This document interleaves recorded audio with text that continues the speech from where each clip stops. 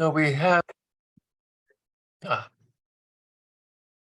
Yes, we missed a little bit about Ugolino and his daring the devil, that he could change fate, and lost his bet. He bet his sons, something that earned him a place in Dante's Inferno, and it's approximately where we are in betting our infinite growth plan, on betting the lives of our sons and daughters on the success of our infinite growth plan that's been failing ever more dramatically for well over 50 years. And here is a map of that, or display of that. The ever accelerating climate change on the left, the CO2, which is about linearly proportional to the rate of climate change. That's, all the news says we're making progress, and the data doesn't say that. And then the growth curves of the economy, all moving smoothly together, shows how well organized it is. That we have a wonderful talent for organizing things. We're just organizing the wrong thing at this point. And on the right is in a similar time period as the economic growth period shown on the left, is the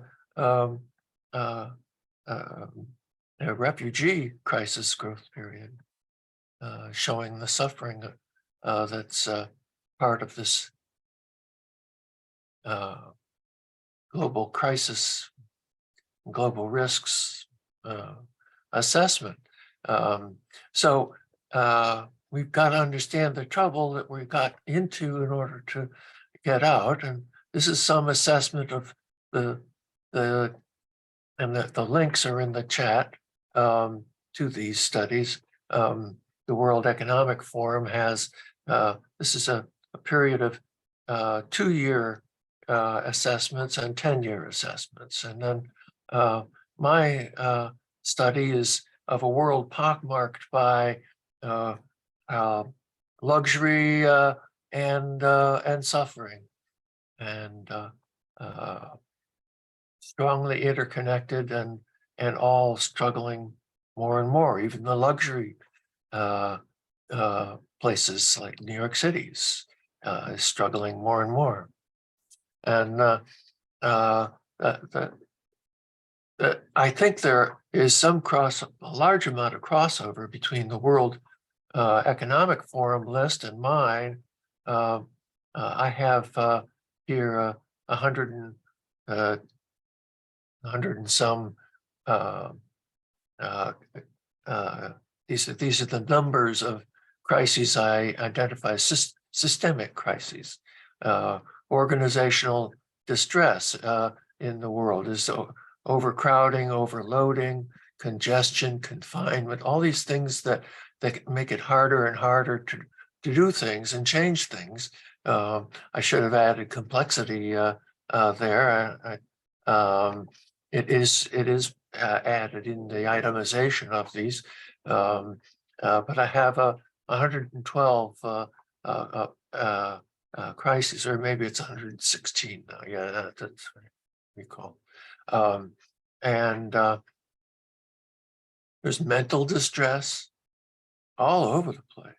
I mean, these huge populations of good young men and women going on drugs because can't stand their lives, or need something, you know, that they are not being nourished.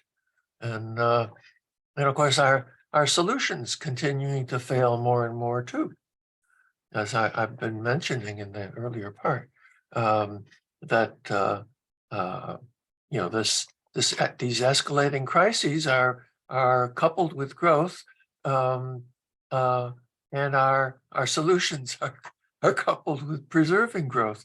That is actually the central purpose of the IPCC, is to pave a way for growth, to allow growth to continue by making a technological fix to eliminate the energy use of fossil fuel energy, paying no attention to where energy use is going. We're doubling the economy is for a long time been doubling energy use every 30, 35 years. And when we were small, it was small, and now that we're big, it's enormous. And then you're going to shift that to solar. There isn't enough land in the end. We would do the same with solar as with fossil. We would do more and more disruptive energetic things.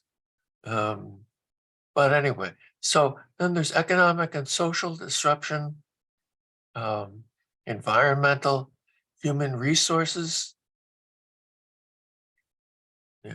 societal breakdown, natural resource disruption and breakdown, socially unmanageability, a loss of resilience due to complexity, importantly, rising overhead costs, false visions, confusion, conflict, as we see around the world. That people, I guess there's a picture coming up that will summarize some of that. Cultural breakdown, failing ways of life, failing ways of working, and failing ways of knowing. If science is part of the problem, that's a big failing way of knowing for us if we've been relying on that. And we took it somewhat beyond the limit of its applicability to our current way of life.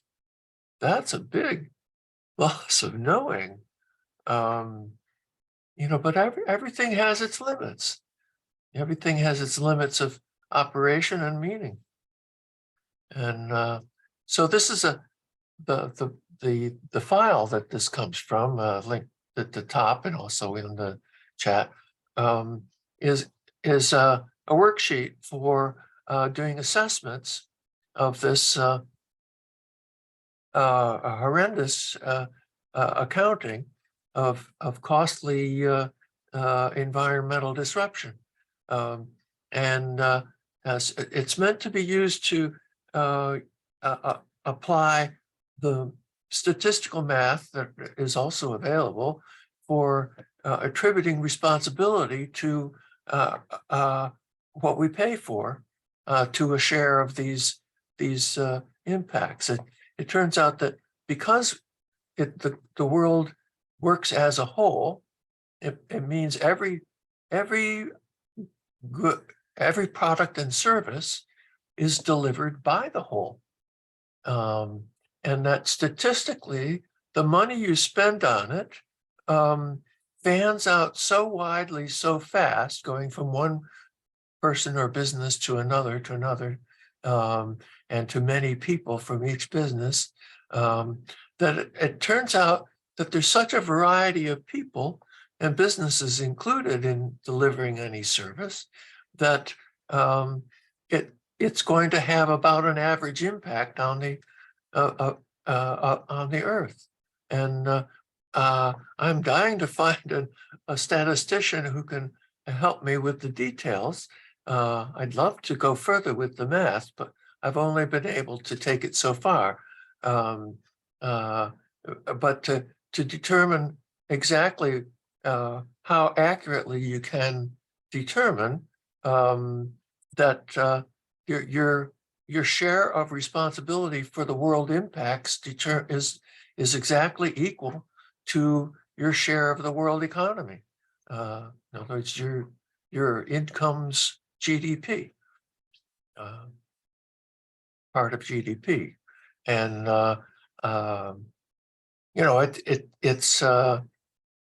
it would take some sorting and some value judgment and care to not overwhelm people's thinking to develop some indicators.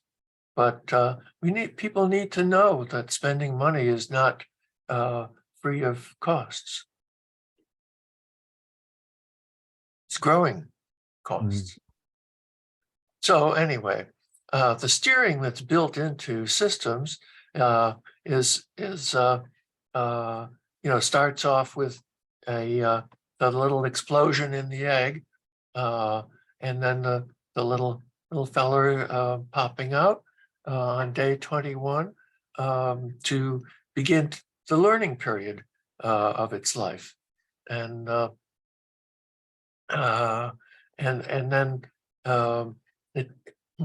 as its cells explored their relationships in the egg, the bird then explores its relations out of the egg. And so exploration is a major theme to growth and to lives. And so I think that's something that's universal. And you can see it in the growth of the second curve here on the right. That's the biodiversity of ocean life over let me see, it's at over 50 million years. No, wait a minute. Oh, it's over 350 million years. I cut off the 3 there. Shouldn't have done that. But there, and the big notch on the right here, that's the 60K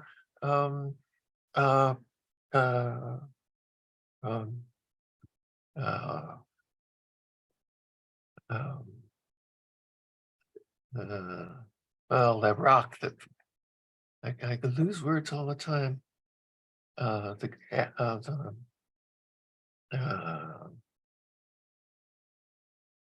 Yeah, from outer space, the one that killed the dinosaurs. Asteroid. Yeah.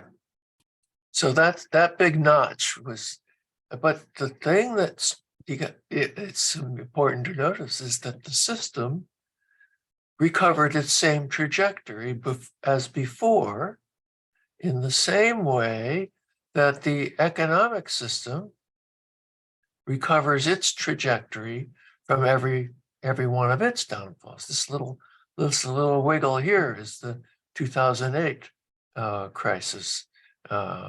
Just a little wiggle. But that's because the system's holding together. Now, why our system doesn't have what it takes to see that it needs to hold together and change plans, that's the $64 trillion question. Because what happens is if people are disappointed in things, they get mad, like Mickey Mouse here gets mad with his brooms. He's in Fantasia, the cartoon, Walt Disney cartoon. Mickey Mouse conjures up. He copies the sorcerer's notes and conjures up brooms to carry the water for him to fill the well, and of course the brooms then just multiply and create floods, and he tries to chop them up and it turns them into more brooms, and that's what people will do if we're disappointed with our civilization not surviving. But that's the serious possibility at this point. Joe Tainter is an anthropologist, a historian who wrote a wonderful book on the collapse of complex societies. And he came to the conclusion that it's the complexity that does it. That societies, when they start exhausting their imagination or their resources or whatever, they start making more and more complicated solutions for things that eventually cause them not to be able to go back to the old solutions when those break down. And or at least I think that's a correct synopsis of his argument. But anyway, so here's another look at the same problem. On the right is well, it's a 5,800,000 year old record of a tiny little plankton that changed from a little smooth plankton into a big bumpy plankton, and did it by following this curve. Now, exactly how I reduced the statistical variation of the black line to form the pink line was using some very high-powered techniques for identifying local fluctuation versus global fluctuation in the curve, and then suppressing only the local. And that shows me that this evolutionary process was a growth process that that had an innovation inside it that multiplied and failed, and changed and multiplied and failed again and again, and then succeeded and didn't fail the last time. And so that's one of the try again things that people do with their jobs. We do it with our spouses. We do it with our recipes. We do it with lots of things. We say, gosh, that didn't work, and we try again. And I wish we had that attitude with regard to taking over the planet with our technology. It doesn't seem so, but it is a pattern that can be changed. Is another evidence here. And on the left is the viewer's mind thinking about a tree that they see in the environment, and thinking about how it works, its inputs and outputs from an environment. But does that model exist in the environment?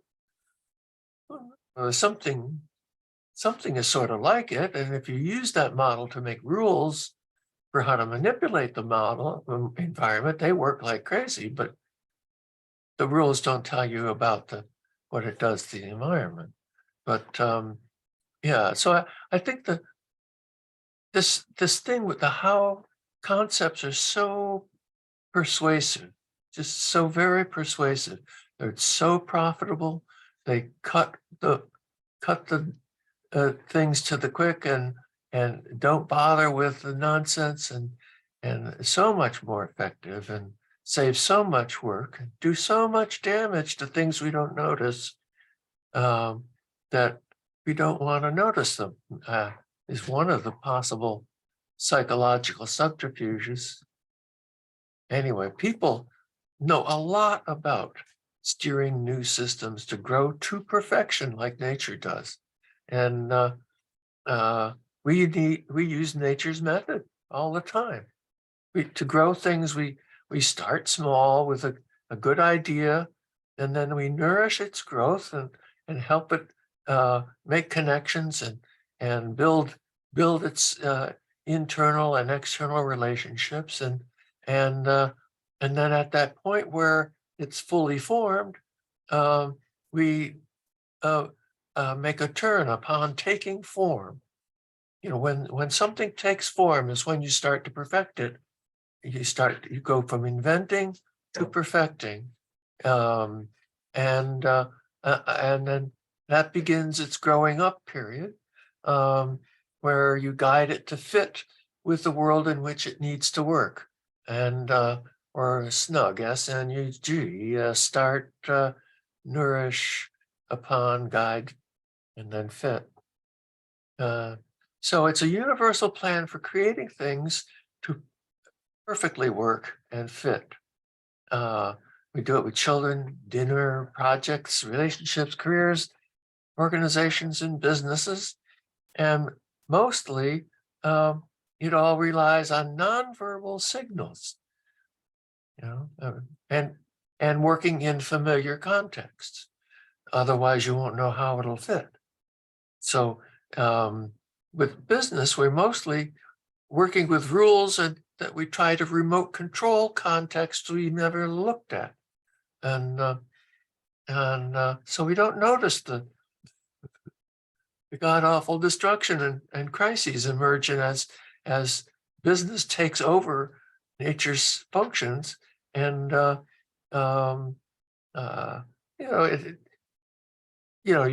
we do make sense of it in lots of cases where we know a little bit about the situation, but in finance doesn't know anything about anything. They just follow rules, and they just work the numbers.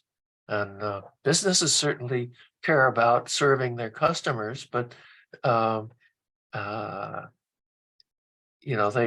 care more about their customers than they do about their supply chains. They just buy or dump a supply chain. So what could go wrong? On the left, of course, is the Tower of Babel, where it's Babel both because of making the place in Babylon, but also that it was about multiplying languages. And we have at the moment a multiplication of languages that don't communicate. And it's partly because of conceptual thinking, where we're free to give any meaning to any symbol we like. And, and of course, within a tight group of friends, relating to symbols is just the most pleasurable thing in the world. But if you try to run a society that way, you need the roots of language. But the hope is that talking about some of these things will get us to free sailing again. Humanity seems to have created an advanced civilization with a suicidal design as nature's test to see if we are up to it, if we, as a we, can develop an instinct for our whole system's survival, because the system works as a whole, needs the whole, and needs to change as a whole. And that's the nub, that we have a few isolated activists and scientists talking about this stuff, and we haven't found terms of language for communicating it widely or conveying the feeling. Really is more likely what's going to transmit, because feelings is a kind of universal language that is what connects the nonverbal languages, that we feel the draft as the door opens, or we feel the tension in the room as someone says something embarrassing. Our feelings are the best steering we have. So they're disabled by being out of context. But some people are in connection all over the world. So it's probably through feelings that these messages will get across, if they ever do. Beforehand, during the growth period, the initial growth period, we maximize investment to create something, using all the profits we can to plow it back into the business, as it were. As business growth is done, we built civilization the same way, only we adopted a design and an intent to do that perpetually, to use the profits to invest in expanding and complicating the system. Although nature really creates the profits for taking care of the new form that emerges. And so normally we read the context as we make decisions and to stay on track. But our lack of ability to read the environmental context for businesses to read the connection between their actions and results keeps us from doing that in civilization.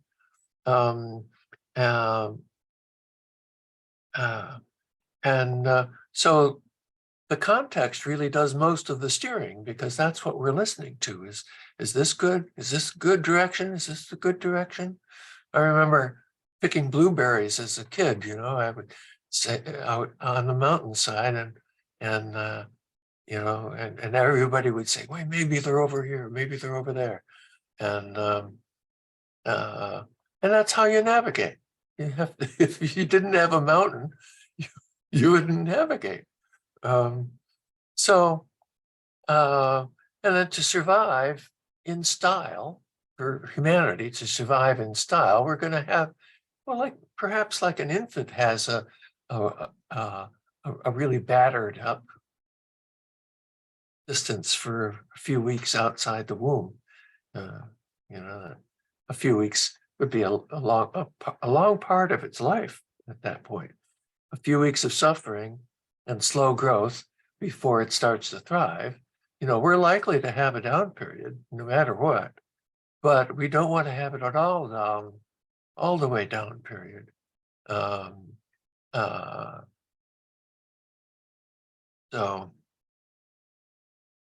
So we need to figure out a way to use the profits of the system to take care of it, instead of to push it to the point where it has a heart attack and fails. Especially, I guess the other insight on that I had is that it's really trying to continue growing as the system declines, that exhausts its ability to recover sustainability, its natural sustainability. And that was something that I noticed in studying the Roman collapse, that they kept trying to go up ever faster as they went down. Anyway, so that's the talk. This is the other set of links, which also should be in the chat. Happy to schedule other things. Are there any more questions at this point? Any things that to throw out? Robin, you had a question that you put in the chat. Do you want to express it? Yeah, I mean, thinking of system laws and rules and things, where does autopoiesis fit into this thinking in terms of the Earth being a viable system, one hopes, and if there's been at least 4 mass extinction events in the Earth's history, there's we can see the next one coming, which is different to the last. So, will the Earth go through as a system a phase of autopoiesis and regenerate itself from within, and probably without humans? Well, I don't think there's any way you can extinguish humans as a species. We're much too innovative and gnarly and motivated in family life. We don't need businesses to survive. I tend to think that now autopoiesis is direction finding, isn't it? That the autopoiesis I see that is the difference between an unsustainable target and a sustainable one, and the switch from growing exponentially, which is unsustainable and causes system breakdown, to the perfection of the design, which is a self-limiting target is likely what the Earth will go back to. Something if our industrial civilization disintegrates completely and erases the cultures of the people who depended on it, it'll go back to the old way of life, and the industrial world won't be able to reemerge because there won't be any resources for it or knowledge, and we'll have a long-term, perhaps higher or lower kinds of human cultures still. So the targets of growth, industrial targets, economic targets of growth are false, and it should be aiming for stability instead. Well, it should be investing profits in caring for the system rather than wasting good resources on entertainments for the rich. One of the things I find frustrating from my point of view is that everybody's talking about having to deal with climate change rather than adapt to it. Put the stoppers on CO2 emissions rather than recognize the environment is changing and we need to adapt to the changing environment. Well, it's likely to lead to the death of nature if we let it go. It's such a radical change in environment that and it's the least of our worries, really. Everything getting hot, the chemical changes of the ocean and land are more concerning. I am not an expert in those, but those are the ones that really seem to be death knells for agriculture, for example. And of course, we've only just begun to see the extremes of punishing storms and droughts. Yeah, that's just beginning. And so it's going to be really a nasty world if we let it go, and it won't help us learn what to do. We need to help us learn what to do. We've had generation upon generation, civilization upon civilization, with people thinking that the high achievement of life is to use your power to multiply your power until you can't do it anymore, and the whole civilization, that steers you in the wrong direction. Doesn't give you a healthy civilization, doesn't give you a healthy life.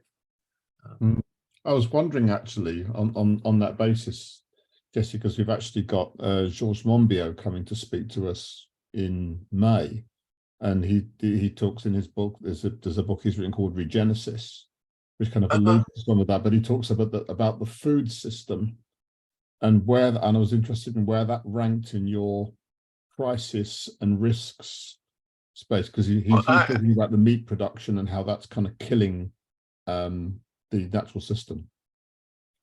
Well, I don't know. The thing I see is that overconsumption of meat both is costing us the Amazon and a lot of heart disease, and that it's the excess that's the problem with most of those things on that side of the equation. But on the other side of the equation, the solutions don't seem to solve it, because the solutions don't solve the economy's obsession with wretched excess. And wretched excess will kill you if it's spring water or ambrosia or love or anything else. You can have too much of anything. True. That's true. The king that was presented the chessboard as the English king is reputed to have uh, been asked to only pay a little pittance for this beautiful gift of a game, this great game of opposing armies, and it's just a little gift, just one grain of rice or 1 grain of wheat, I guess it would have been, on the first square, and 2 on the next, and 2 on the next, and just measure out those grains of wheat, and that's all I'll need, was the inventor's. Please, of course, that's more wheat than has ever been grown. Okay, interesting. So exponentials are like that.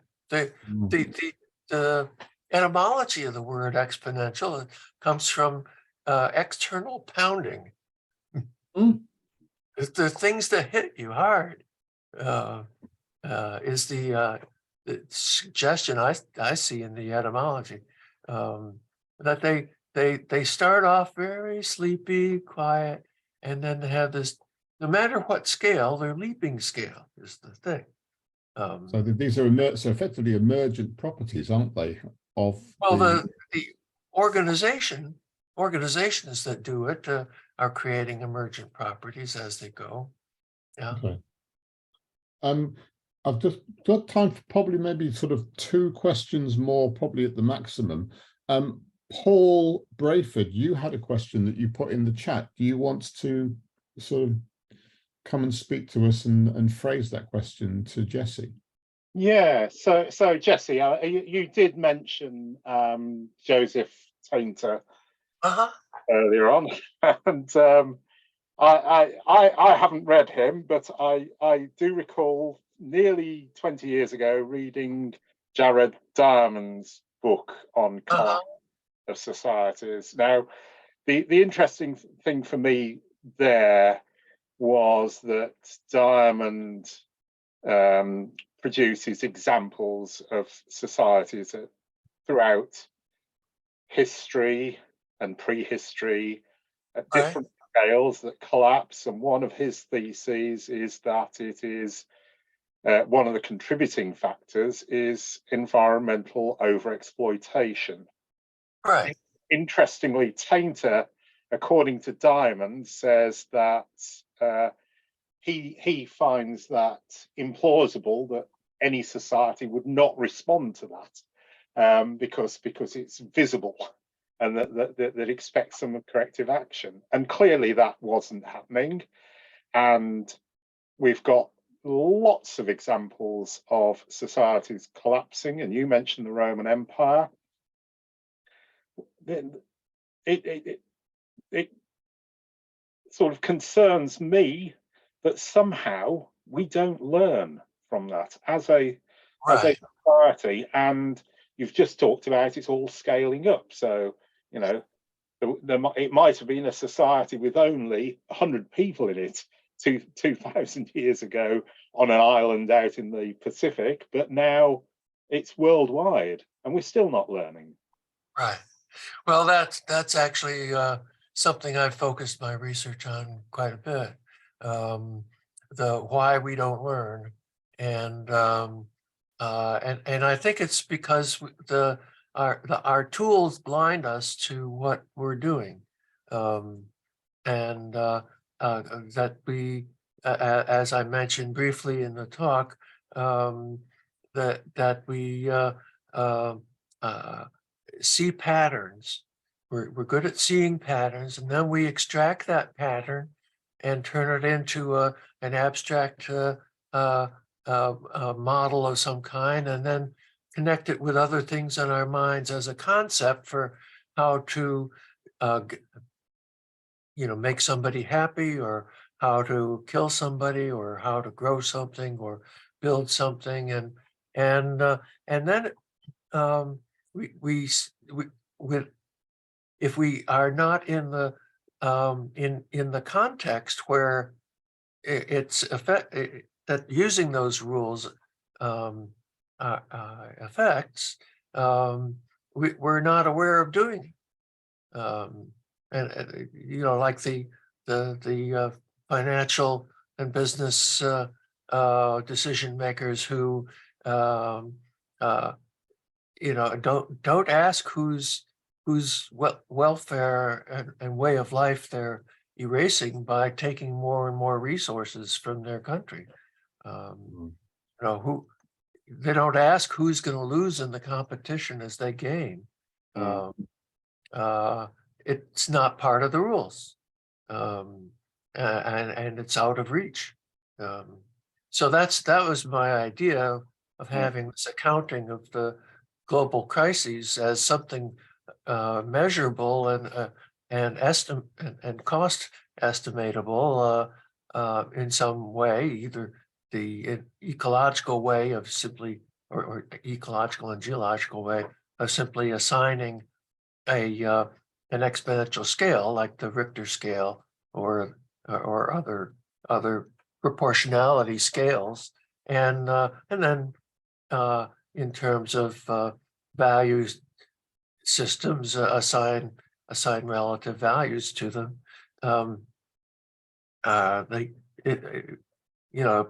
So I think it's measurable and assignable. But so far I haven't found much support for that because it seems a little complicated. But I think that's to give people eyes and ears of what they're doing. It would certainly help. Okay. Jessie, can I give this probably the time for one very last question? Are you okay to hold on for a couple of minutes for one last one? Sure. Bob, you had a question around reinforcing loops and economic growth and the purpose of the system. Do you want to just phrase that? You're on mute, Bob. Yep. Thank you.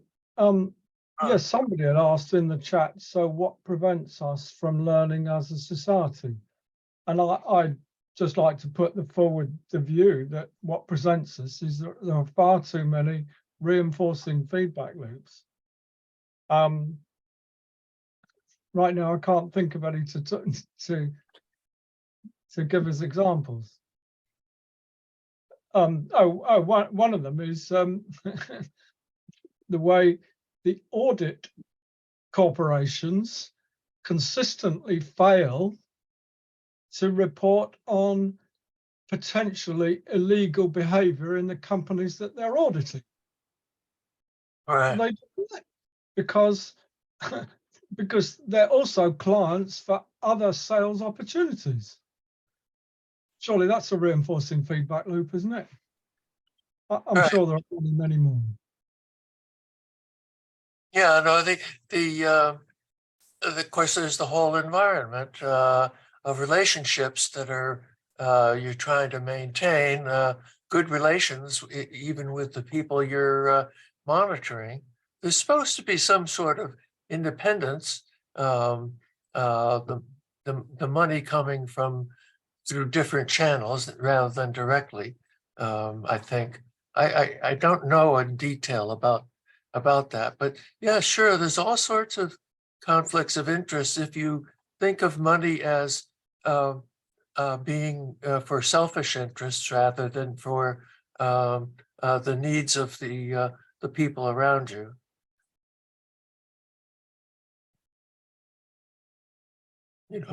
Family, husbands and wives are very good at managing money at home.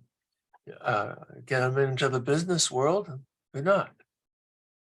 It's a matter. I think of a difference is between following rules detached from their contexts or following relationships within a context. Where they sense what the values are. Yes. Yes. Anyway. Okay. Marvelous to have this time. Thank you.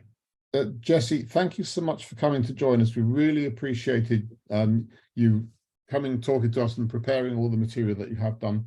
I'm going to stop the recording now. One